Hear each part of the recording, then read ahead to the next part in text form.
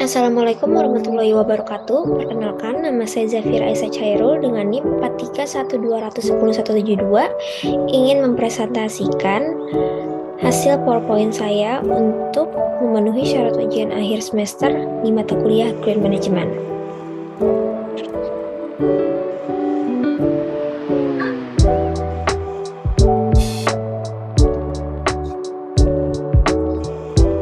Penjelasan Green Human Research. Green Human Research adalah sebuah konsep baru hasil kontemplasi penulis sebagai praktisi SDM yang coba diketengahkan untuk memberikan wacana dalam mengelola SDM secara komprehensif dan menyentuh langsung pada akar permasalahan. Pemilihan kata-kata green terinspirasi dari maraknya kampanye dunia tentang pentingnya menjadikan bumi menjadi lebih hijau akibat ancaman perubahan iklim yang semakin ekstrim. Green juga sering diartikan sebagai upaya dari sebuah program untuk menggunakan instrumen yang ramah lingkungan atau biasa disebut kembali ke alam, back to nature.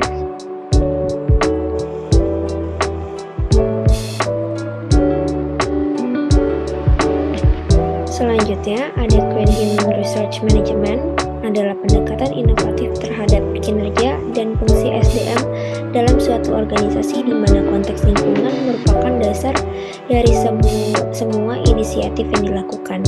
Green Human Research Management dinyatakan sebagai keterlibatan semua kegiatan dalam pengembangan, implementasi dan pemeliharaan sistem yang berkelanjutan, bertujuan membuat karyawan organisasi menjadi ramah lingkungan. Definisi lain juga yaitu Green Human Research Management mengacu pada kebijakan praktik sistem yang menjadi kebijakan praktik dan sistem yang menjadikan karyawan organisasi menjadi hijau untuk kepentingan individu, masyarakat, lingkungan, alam, dan bisnis. Rindy Sharma 2015 mendefinisikan Green Human Research Management adalah penerapan praktik HRM dengan tujuan mempromosikan penggunaan sumber daya yang berkelanjutan yang mengutamakan pelestarian lingkungan secara umum dan akan mempromosikan penggunaan sumber daya yang berkelanjutan yang mengutamakan pelestarian lingkungan secara umum dan akan meningkatkan kesadaran karyawan dan komitmen pada isu-isu manajemen lingkungan pada khususnya.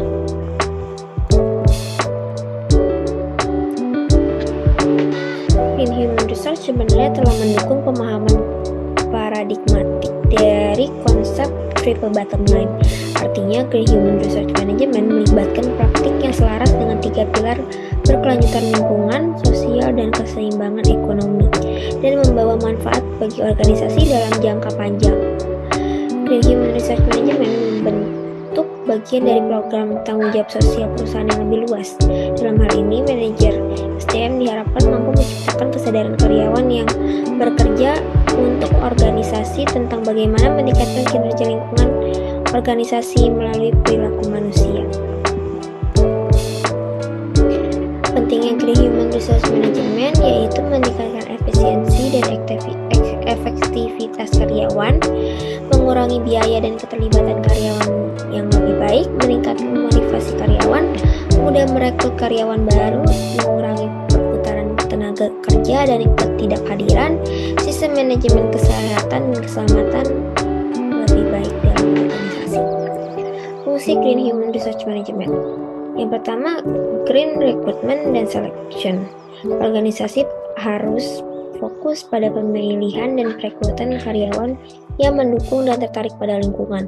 Oleh karena itu, untuk meningkatkan daya tarik rekrutmen dan seleksi bagi calon karyawan yang semakin sadar lingkungan, organisasi harus membangun reputasi yang terinspirasi oleh pemikiran bahwa organisasi ini responsif terhadap lingkungan.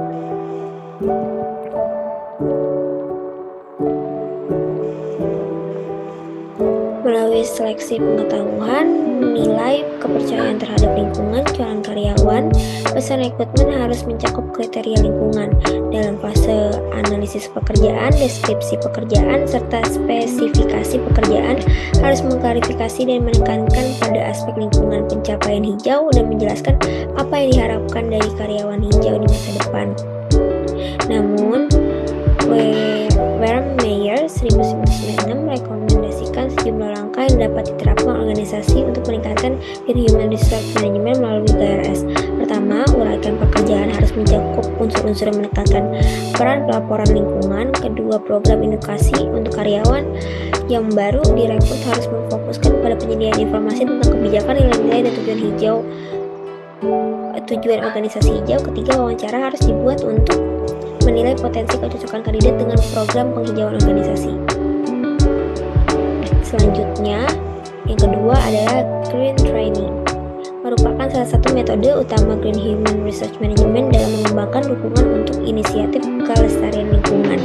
Hal tersebut menjadi fokus studi yang dikembangkan pada tahun 1990-an yang berteorikan SDM dan kelestarian lingkungan, menyelidiki hubungan antara GTR dan manajemen lingkungan organisasi negara Brazil.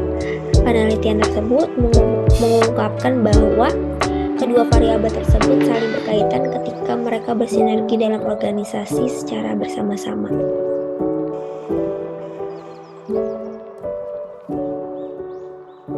Reinweg et al. 2018-2013 menyarankan unsur pelaksanaan GTR mencakup staf pelatihan untuk menghasilkan analisis hijau, ruang kerja, efisiensi energi, pengelolaan limbah daur ulang, dan pengembangan keterampilan pribadi hijau.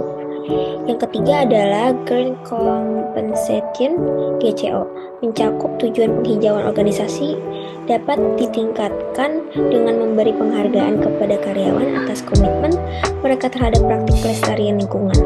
Dalam konteks ini, kinerja lingkungan dapat mengambil manfaat dari sistem GCO jika fokus pada penghindaran perilaku negatif dan mendorong perilaku ramah lingkungan. Yang keempat, Green Performance Appraisal.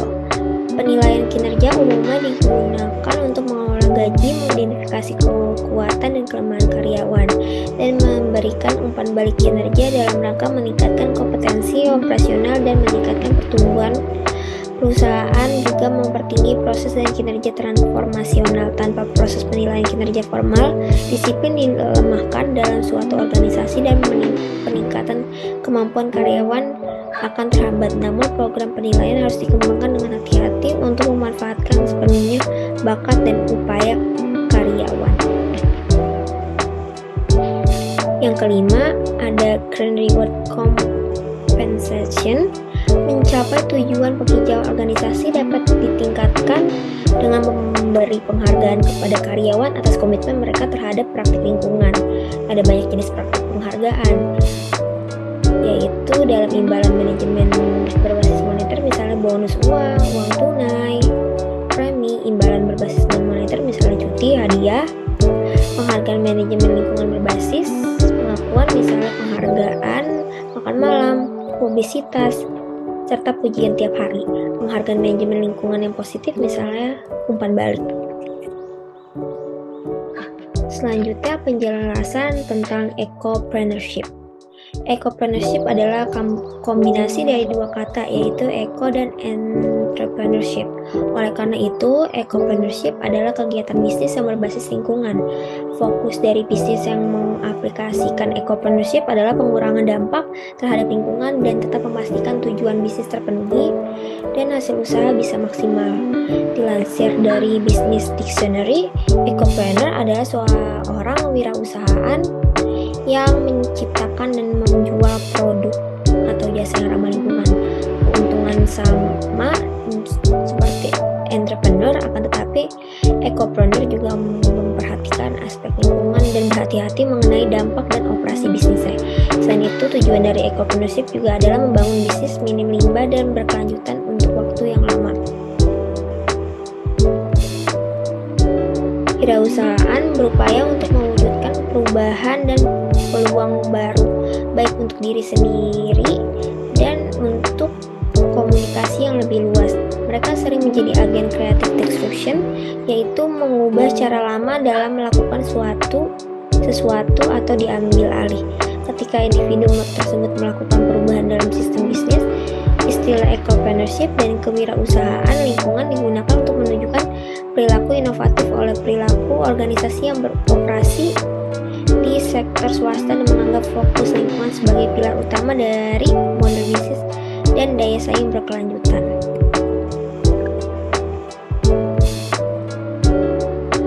Definisi ekopreneurship sendiri dapat ditinjau dari beberapa pendekatan, yaitu pendekatan pertama, ekopreneurship didasarkan pada keberhasilan implementasi inovasi yang menghasilkan produk atau jasa baru. Yang kedua, pendekatan kedua mendefinisikan ekopreneurship sebagai alat strategis. Yang ketiga, fokus pada aspek sosiologis.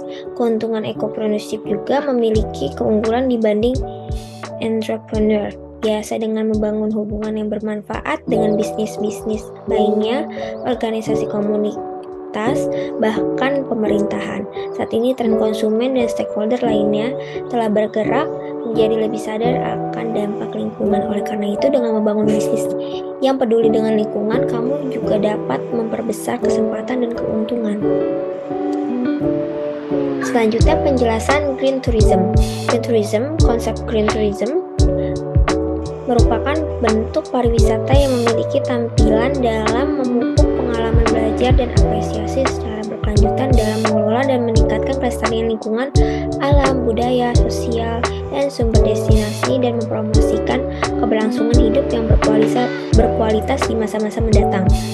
Green tourism dapat berarti wisata yang menitikberatkan pada kunjungan di lokasi satwa liar berada, misalnya Taman Nasional dan Cagar Alam. Jadi, green tourism ini bisa jadi diantaranya adalah kegiatan hiking, trekking, birding atau birdwatching, snorkeling, dan diving. Wisata yang berkelanjutan atau artinya tidak mengakibatkan kerusakan di lokasi wisata dan cagar budaya yang sering dikunjungi. Green tourism sebagai bagian green lifestyle pun perlu dipupuk sedari dini menjadi green mind. Sebagai green mind, 7 poin green tourism yang tercantum merupakan hasil adaptasi prinsip-prinsip ekoturisme The International Ecotourism Society. Yang pertama, lingkungan. Praktek green tourism dapat dimulai dengan cara menghormati alam, lingkungan, termasuk diantaranya menjaga jarak, tidak menyentuh apalagi menganiaya satwa liar, juga mengikuti jalur trek yang telah disediakan. Yang kedua, ada produk hewani dan daur ulang. Tidak membeli kerajinan tangan dan produk yang berasal dari satwa liar yang dilindungi dan terancam punah. Pakailah juga pakaian ramah lingkungan, second hand fast clothing, dye pack, career and boots. Pola makan pun kalau bisa diubah jadi ramah lingkungan, bisa menjadi vegetarian, ovo-lacto vegetarian, atau yang paling ekstrim yaitu vegan. Yang ketiga, ada produk budaya lokal. Pilihlah hotel dan hostel yang ramah lingkungan, makanan di restoran lokal, serta berbelanjalah di pasar tradisional. Selain lebih murah, juga dapat membeli produk lokal. Teman-teman juga mendukung pertumbuhan ekonomi daerah dan menghormati budaya setempat. Yang terpenting mungkin adalah untuk memperhatikan tingkah laku dan perkataan dimanapun teman berada. Yang keempat, pemandu lokal. Kaya pengalaman dan dukunglah ekonomi lokal dengan menyewa pemandu lokal. Bila perlu, mintalah pemandu yang berlisensi telah direkomendasi operator tur wisata. Yang kelima, transportasi. Usaha untuk mengurangi emisi gas rumah kaca dapat dilakukan dengan mengurangi frekuensi penerbangan lokal. Ubahlah pola transportasi teman menjadi sepeda, kereta api, bis, dan kapal feri.